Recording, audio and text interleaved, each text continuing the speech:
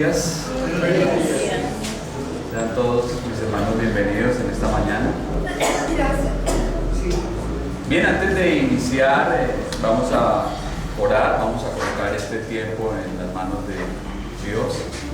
Quiero rogarle el favor a mi hermano Justo, si desea dirigirnos, hermano, una oración para poner este tiempo en las manos del Señor. Claro que sí. Querido Dios, buenos días, te decimos. Gracias te damos por este día maravilloso que nos estás dando, por concedernos la licencia de venir a tu presencia. Señor, gracias te decimos de verdad, porque sin tu permiso no pudiésemos estar aquí. Tú lo dices, Señor, en tu bendita y santa palabra, de que sin ti nada podemos hacer. Padre mío, te pedimos por favor, por las personas que vienen en camino, por los que no pudieron venir, desde sus hogares y lugares donde se encuentren, que no se aparten de ti, oh Dios, y nosotros, que nuestra presencia aquí sea de perfecto provecho para recoger tu enseñanza, para llevarla como alimento, como esperanza durante esta semana. Dios, gracias te decimos de verdad por todo, por permitirnos llegar a esta familia maravillosa, donde cada día tratamos de perfeccionar más la enseñanza tuya, seguirte y obedecerte en nuestro proyecto, y te pedimos, oh Dios, que nos ayudes a formar más y más en personas, en almas, acrecentando tu rebaño y en fidelidad nuestra personalmente. Te lo pedimos todos en el nombre de nuestro Señor Jesucristo, tu Hijo. Amén. Amén. Gracias. Bien, vamos a continuar por el estudio que hemos traído hasta el momento. Nos encontramos en el Evangelio de Juan, capítulo 1, versículo 11. Evangelio según Juan.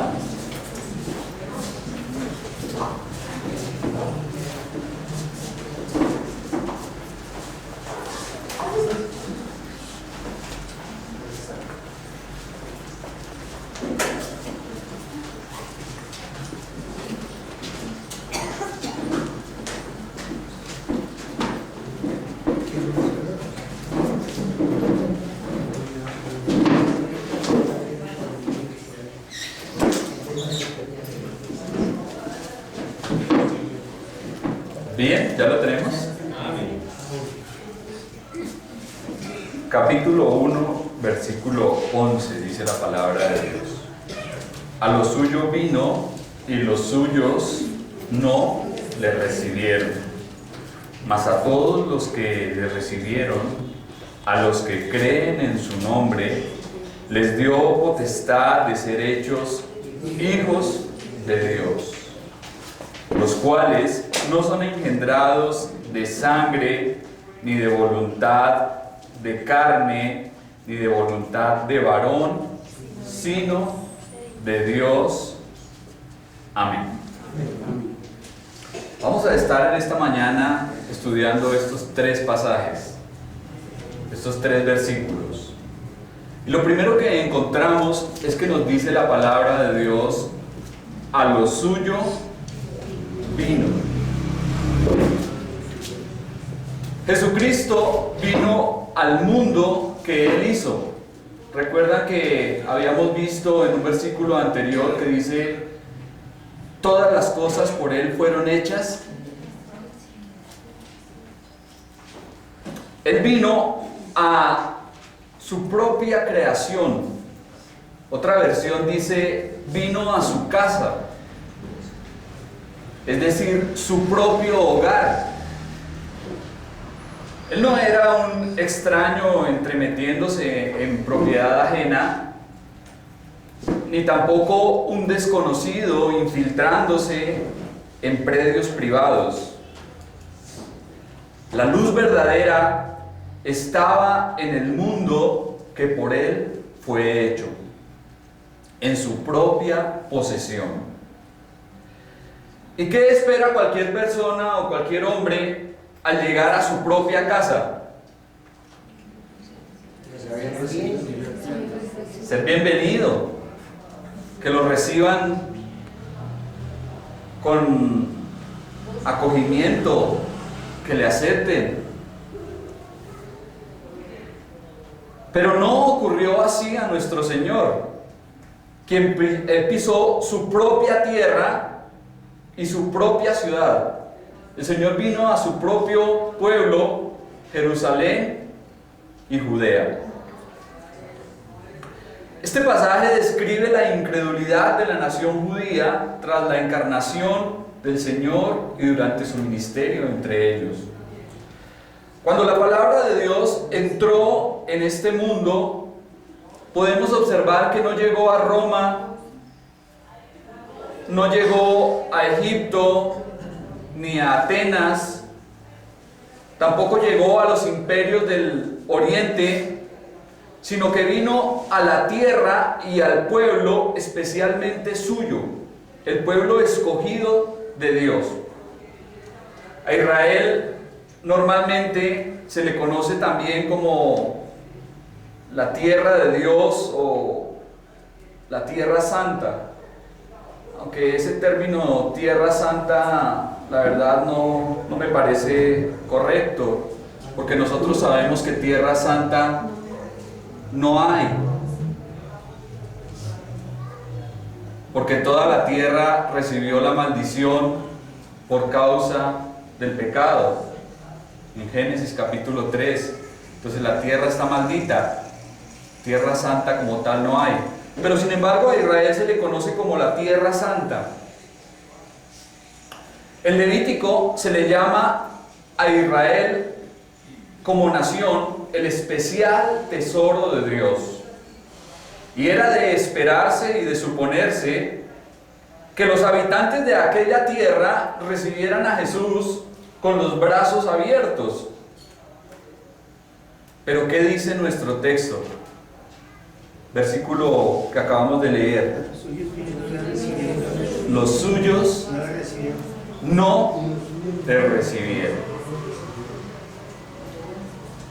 La nación judía, su pueblo terrenal, le rechazaron y no le recibieron. El rey estaba llegando a su propia casa y es recibido con odio y desprecio.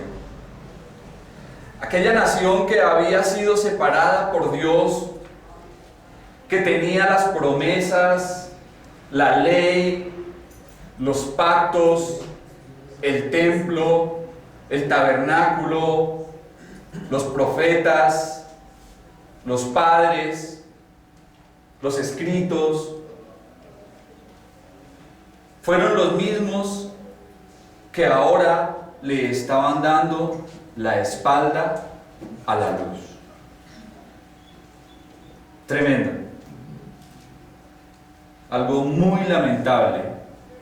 Y el rechazo de Israel al Mesías se constituye en la mayor prueba de toda la pecaminosidad que hay en los hombres.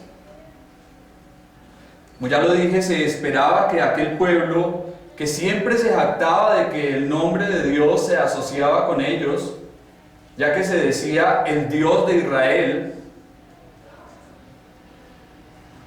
recibiera con las puertas abiertas al Señor. Pero no le recibieron. Tal vez sea entendible que despreciaran a un profeta cualquiera o que despreciaran los escritos de algún profeta, pues igual para ellos eso era común.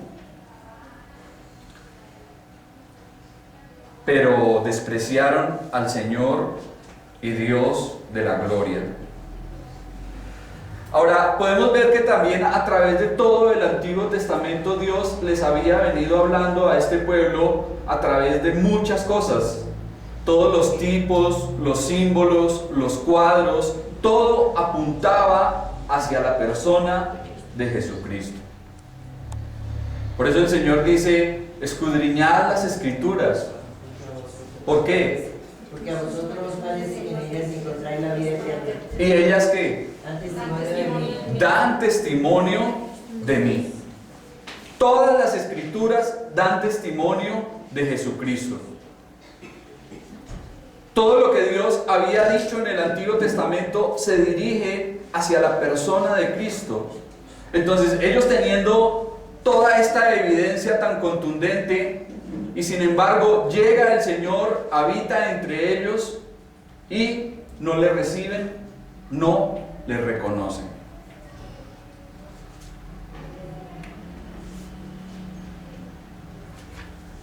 Podríamos llegar a pensar, pero qué perversos este Israel, ¿no?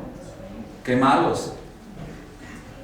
Pero si tal vez nosotros hubiésemos estado en aquella época y en aquel sitio, seguramente también habíamos participado entre la turba y habríamos gritado: crucifícale. Porque como iglesia no somos mejor que Israel, solo que el Señor en su gracia se ha revelado a nosotros y nos ha permitido creer en Él para salvación. Jesús vino a su propio hogar y los suyos no le dieron la bienvenida. Algo muy patético y muy lamentable. Pero ¿cuánta gente el día de hoy le sigue dando la espalda a Jesucristo? ¿Cuántos prefieren andar en tinieblas? ¿Cuántos a la fecha le siguen rechazando? Versículo 2.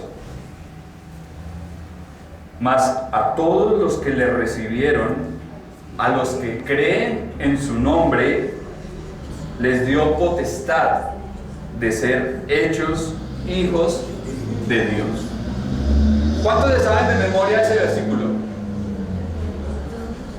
¿Quiénes se lo saben de memoria? Levante la mano que se sabe de memoria ese versículo. Yo creo que la mayoría. ¿Sí? La mayoría lo sabemos de memoria. Pero en esta ocasión vamos a meditar un poquito en lo que dice, porque es un versículo bien profundo. La doctrina que tiene es muy grande. Empieza diciendo más.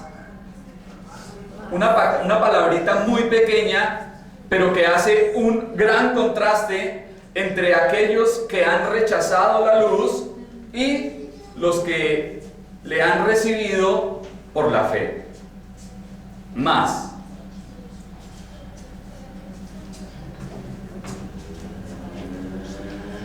Algo muy interesante en lo que podemos pensar aquí es que el rechazo de la nación de Israel abrió la puerta de la salvación a todo el mundo.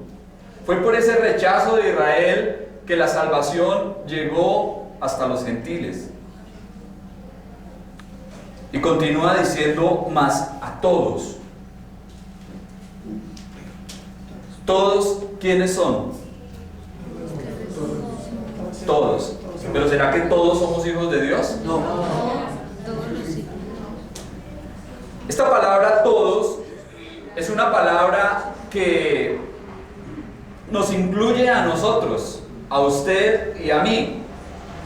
Cualquier persona, quien quiera que sea, todos es una palabra de proyección universal que demuestra claramente cómo la luz está potencialmente disponible para todos los hombres.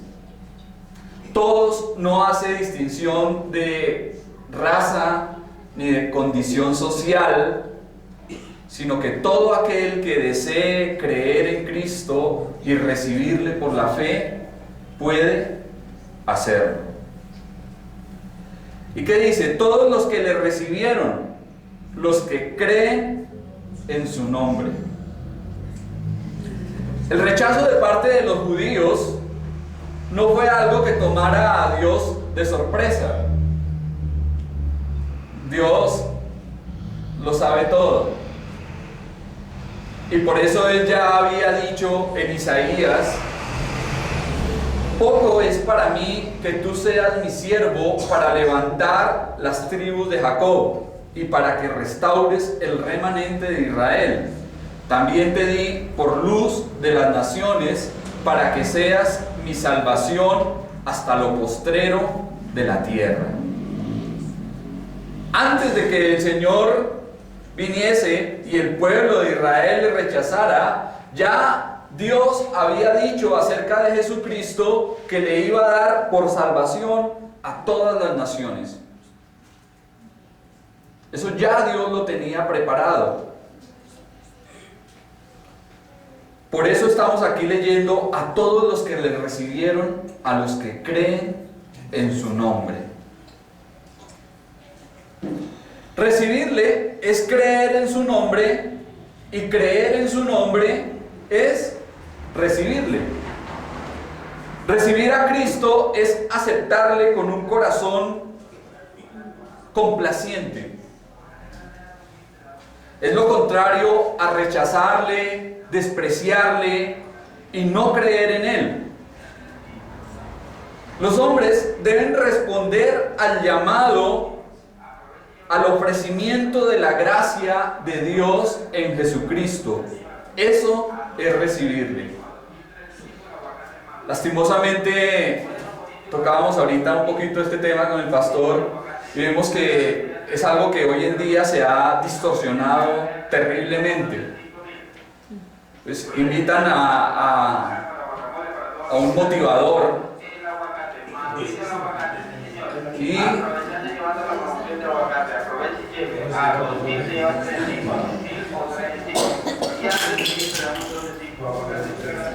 invitan a un motivador y lo que ocurre es que este hombre mueve las emociones de la gente y les dice, bueno, ¿cuántos van a recibir en esta noche a Jesucristo? ¿Quiénes quieren recibirle? Y la gente, yo. Pasa una multitud adelante, pero no tiene ni idea de lo que la Biblia dice con respecto a esto. Porque vamos a ver que más adelante la palabra nos dice, como vimos en el versículo 13, que esto no ocurre por voluntad de carne ni voluntad de varón, sino que es algo completamente divino, es de Dios.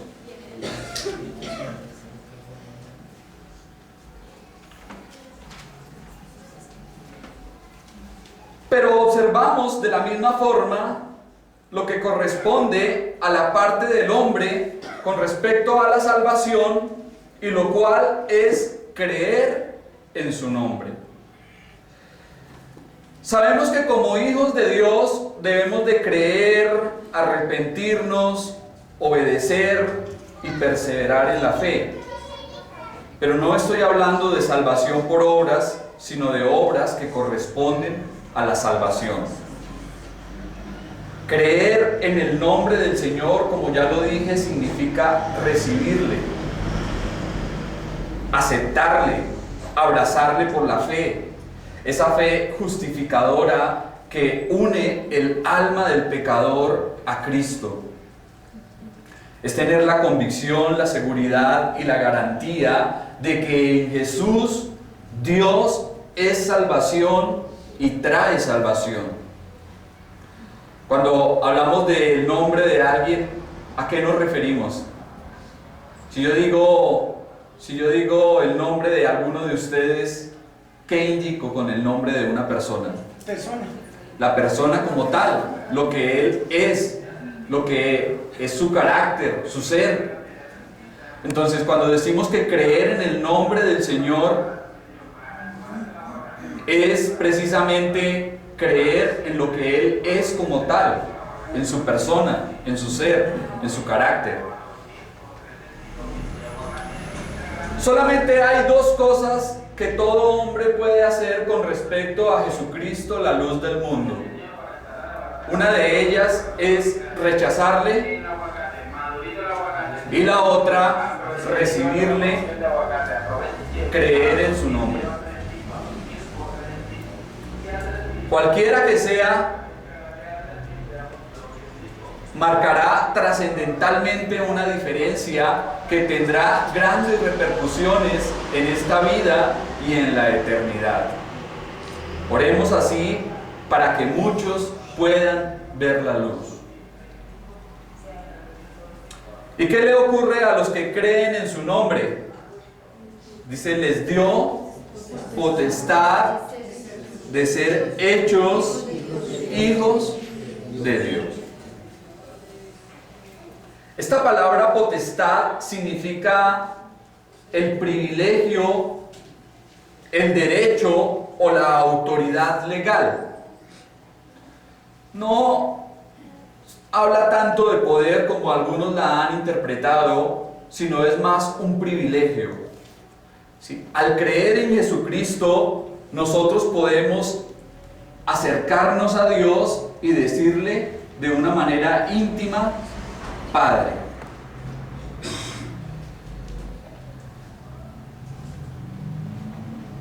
En Primera de Juan dice también el apóstol allí: todo aquel que cree que Jesús es el Cristo es nacido de Dios. Comúnmente escuchamos decir que todo hombre es hijo de Dios, especialmente aquellos que pasan por Roma, los cabecillas de la secta católica. Dicen que todos son hijos de Dios. Pero nosotros vemos aquí por la palabra que solamente aquellos que creen en Jesucristo, solamente aquellos que le han recibido y le han abrazado por la fe, pueden llamarse hijos de Dios. Todos son criaturas de Dios, pero solamente los que creen en Jesucristo y aquellos que le reciben en la fe son hijos de Dios. Los incrédulos judíos presumían en ser hijos de Abraham, y ellos siempre estaban sacando de que eran hijos de Abraham, y Abraham, y Abraham nuestro padre. Pero el Señor Jesucristo le otorga a los suyos un mayor privilegio, y es ser hijos de Dios. Es algo más grande llamarse hijo de Dios que hijo de Abraham. Por otra parte, en este pasaje se nos muestra la naturaleza del creyente, aquel que no ha rechazado ni despreciado el brillo de la luz en su vida. En el Antiguo Testamento no se ve a ningún hombre, por cercano que fuese a Dios, decirle Padre. Pero vamos al Nuevo Testamento y encontramos que frecuentemente el Señor Jesucristo se dirige a Dios como Padre, mi Padre, mi Padre. Ahora, al estar nosotros en Cristo, somos hijos también. Y podemos acercarnos confiadamente al trono de la gracia y decirle al Dios Santo: Abba Padre. ¿Sabe lo que significa Abba Padre? Exclamación. ¿No? Exclamación. Pedir. Exclamación. No. Padre mío, Padre querido. Es una relación íntima poderle decir a Dios: Padre mío, Padre querido. Claro que allí en este contexto una vez escuchaba por ahí una mujer hablando acerca de ese pasaje y decía: nos ha dado el espíritu de adopción por el cual clamamos Abba Padre. ¿Sí? Y eso no es lo que dice ahí el pasaje, por el cual clamamos Abba Padre. Un clamor es un gemido desgarrador que sale desde las entrañas. ¿Sí? Entonces cuando dice clamamos Abba Padre, es porque es un grito como queriendo decir Padre mío. Es algo diferente.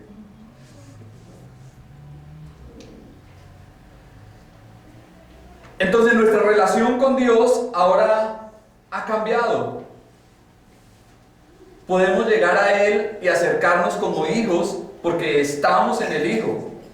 Obviamente que no tenemos una relación igual a la que Cristo tiene con el Padre, pero sabemos que en Él somos aceptos. Algo que también podemos ver en este pasaje es que nos dice que somos hechos. Somos hechos, lo cual nos habla de una nueva creación, de un nuevo nacimiento sobrenatural que viene de arriba. Al principio Dios creó al hombre, pero ahora hace de él una nueva creación a aquellos que están en Jesucristo. Recordemos lo que dice la palabra allí en Corintios. De modo que si alguno está en Cristo, nueva criatura es. Las cosas viejas pasaron y de aquí todas son hechas nuevas. En Cristo somos nuevas criaturas. Así se nos vean las canas, las arrugas y lo que los años han hecho en nosotros. Si usted ha creído en Cristo, si le ha recibido por la fe, es una nueva creación. Ya es un hijo de Dios, pero si aún no lo ha hecho, es criatura de Dios. Y al no creer en Cristo, al no recibirle por la fe, se está perdiendo de todos los privilegios que puede llegar a tener como hijo de Dios y al estar en Cristo. Ahora, me gusta que el Señor Jesucristo, refiriéndose a los suyos, habla de nuestro Padre Celestial. Y dice: no os afanéis por las cosas de aquí, de este mundo, porque vuestro Padre Celestial sabe de lo que tenéis necesidad. Nuestro Padre Celestial nos cuida. Nuestro Padre Celestial nos provee, nos guarda. Somos especiales para Él porque estamos en Jesucristo. Entonces, ¿cómo puede alguien llegar a ser hijo de Dios? Recibiendo a Cristo, estar en Cristo. No es por sus obras, no es por la membresía en una iglesia, ni haciendo lo mejor de su parte. Es creyendo en su nombre y recibiéndole por la fe. Solamente de esta forma alguien puede llegar a ser hijo de Dios. Ahora, cuando hablamos del nuevo nacimiento, debemos entender que es un acto sobrenatural, divino, en donde la vida de Dios es comunicada a aquellos que se encuentran en Jesucristo. El nuevo nacimiento es algo completamente importante. Es una doctrina muy importante en la Biblia.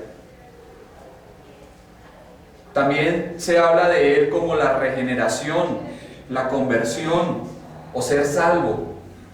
Y vamos a mirar un poco más de dónde proviene. Versículo 13. Los cuales no son engendrados de sangre, ni de voluntad de carne, ni de voluntad de varón, sino de Dios. Este es el cambio completo de la naturaleza y el corazón que tiene lugar en el hombre cuando se vuelve un verdadero cristiano. Es un cambio tan grande y excelso que solo la figura del nuevo nacimiento puede expresarlo. Cuando un niño, un recién nacido, viene al mundo, ¿qué trae con él? Nuevos apetitos, nuevos deseos y nuevas necesidades. ¿Es así, hermana Luz? Es verdad. El niño trae una serie de necesidades. El nuevo nacimiento es algo similar y semejante, porque cuando alguien nace de Dios, desea cosas nuevas, cosas diferentes. Pero ojo, no hablo de doctrinas nuevas ni diferentes, sino estoy hablando de cosas nuevas relacionadas a la nueva naturaleza, a la vida que ha recibido de Dios. Entonces, esta persona ya no va a querer lo que antes quería. Por eso dice: si alguno está en Cristo, nueva criatura es. Es una nueva criatura. Y no va a querer ni va a desear lo que antes hacía. Lo que antes le gustaba cuando estaba viviendo en su ignorancia. ¿Cómo puedo yo saber que he nacido de nuevo? Pregunto, ¿de qué forma yo me puedo dar cuenta que realmente he sido salvo, que me he convertido, que soy regenerado y que he nacido de nuevo. Sus pensamientos ya son ¿Por qué? diferentes. Aborrezco lo que antes era. Aborrezco lo que antes era. ¿Sí? Voy a tener gustos diferentes. Si antes a mí en diciembre me gustaba bailar, me gustaba tomar, hasta perder el sentido, si yo era un grosero, un vulgar, un patán, si mi comportamiento era peor que el del mismo Satanás, entonces al nacer de nuevo voy a querer las cosas de Dios, ¿sí? Ya todo lo que quedó atrás quedó en el pasado, ¿sí? Por eso en este mes de diciembre no me voy a ir a bailar ni a embriagarme, porque ahora tengo una nueva naturaleza divina que está en mí, la cual me lleva a hacer y a buscar y a obedecer las cosas de Dios. Eso es el nuevo nacimiento. Bueno, lo estoy aquí diciendo de una forma que sea algo sencilla, porque realmente es algo muy profundo, muy vasto y muy grueso.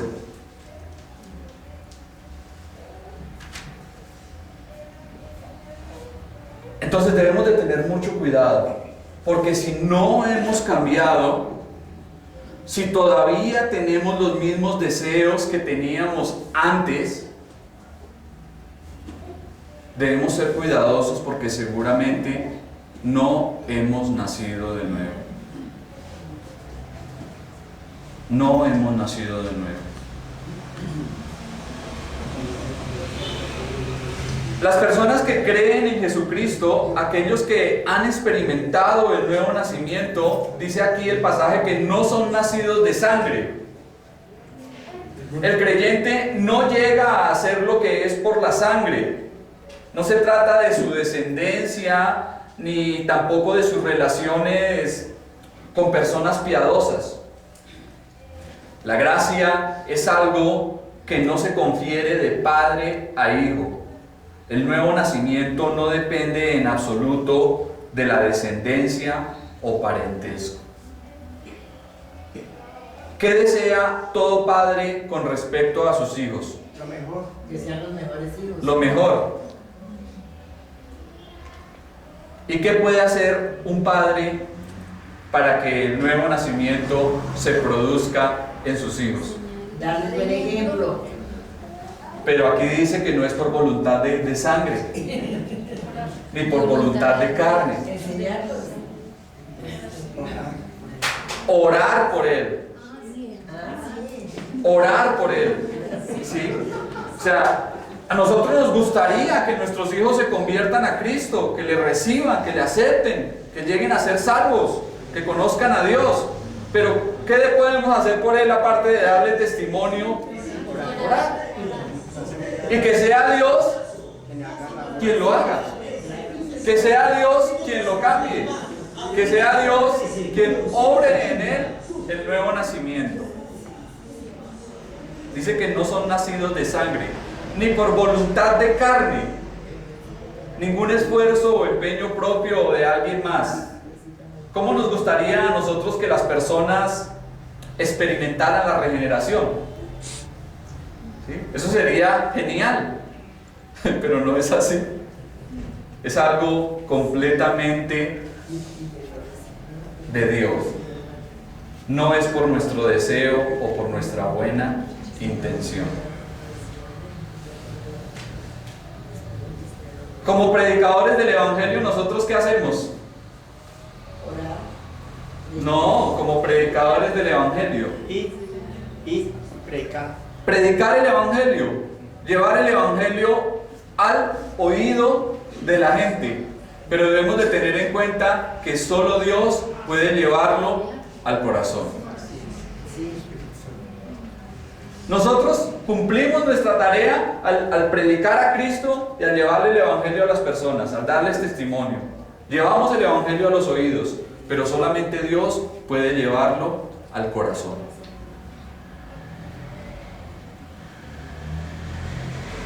Entonces, según lo que vemos acá, estamos completamente incapacitados para hacer que esto ocurra, que el nuevo nacimiento se efectúe en la vida de una persona. Todo lo que podemos hacer, como ya lo dije, es darle testimonio y orar para que sea Dios quien lo haga. Y finalmente dice, ni por voluntad de varón. Un hijo de Dios no llega a ser lo que es por medio de actos o hechos de otra persona. Nadie puede conferir la gracia a otro. Así sea el ministro más fiel y consagrado, así sea el mejor predicador, él no puede otorgar a nadie el nuevo nacimiento. Solamente la gracia de Dios llama, convierte, renueva y santifica. Una persona solamente puede nacer espiritualmente como resultado de la decisión soberana de Dios. Ahora, es interesante lo que ocurre aquí. Se enfatiza de dónde sí proviene el nuevo nacimiento y de dónde no. ¿Por qué el apóstol Juan enfatiza en esto? Porque esta es una doctrina que ha sido muy atacada. Muchos están enseñando que todas las personas que se bautizan son nacidas de nuevo. ¿Será cierto? No. Sabemos que muchos se han bautizado y no muestran ni la más mínima evidencia de haber nacido de nuevo. Es más, vemos a muchos que se han bautizado, por lo menos por acá, han pasado muchísimos y actualmente se encuentran en el mundo perdidos como cualquier otro. Por otra parte, debemos entender que la fe que salva y la regeneración están unidas, van ligadas, son amigas inseparables, vienen en el mismo momento en que el hombre cree en Cristo verdaderamente. Entonces, donde hay fe, siempre hay un nuevo nacimiento, y donde no hay, no puede haber regeneración. El poder para el nuevo nacimiento no descansa en nada ni en nadie más que Dios. Termino con esta ilustración. Un negrito que había visto cómo su madre blanqueaba las telas, cubrió su cara con espuma y jabón y se acostó a recibir el sol esperando volverse blanco. Así quedó por un par de horas, pero sin resultado. Para él fue un gran desengaño ver su cara negra como siempre. Entonces su mamá le dijo: ¿piensas que puedes cambiar tu piel desde afuera? Lo negro está por dentro. Es una insensatez tratar de cambiar al hombre desde afuera, porque solamente Dios puede producir en él un verdadero cambio en el corazón y hacer que nazca de nuevo. Solo Dios lo hace.